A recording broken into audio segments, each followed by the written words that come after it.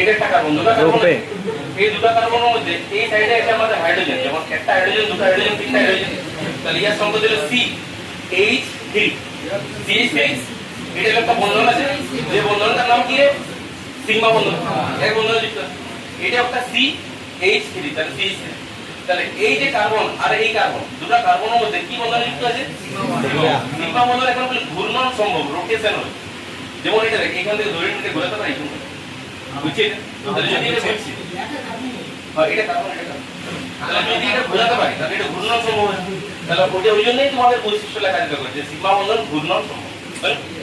এটা দেখো, এই বন্ধন আছে, দ্বিবন্ধন আছে, দ্বিবন্ধন মানে এইটা একটা সিগমা বন্ধন আর একটা পাই বন্ধন।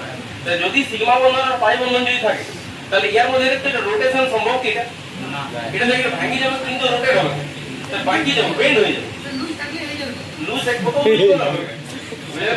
তাহলে এখানে কি আছে, এটা যে সিগমা বন্ধন আর পাই বন্ধনের মধ্যে মেইন একটা ডিফারেন্স আছে, যে সিগমা বন্ধন রোটেশন সম্ভব, কিন্তু পাই বন্ধনের মধ্যে রোটেশন বা ঘূর্ণন বুঝে গেল।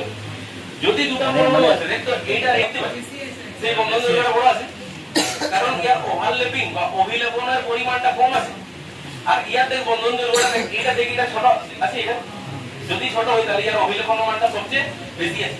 যদি অভিলেপন সবচেয়ে বেশি থাকে, তাহলে ইয়ার বন্ধন শক্তিটা কি সবচেয়ে বেশি হয়। ইয়ার বন্ধন শক্তিটা বেশি হবে না কম? কম।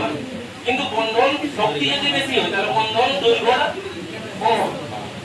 এটার কি আছে, অভিলেপনের পরিমাণটা এটা সবচেয়ে বেশি আছে, অভিলেপন যদি বেশি হয় তাহলে বন্ধন শক্তি বেশি হবে, বন্ধন দৈর্ঘ্য কম হবে। বুঝলে কি বলি?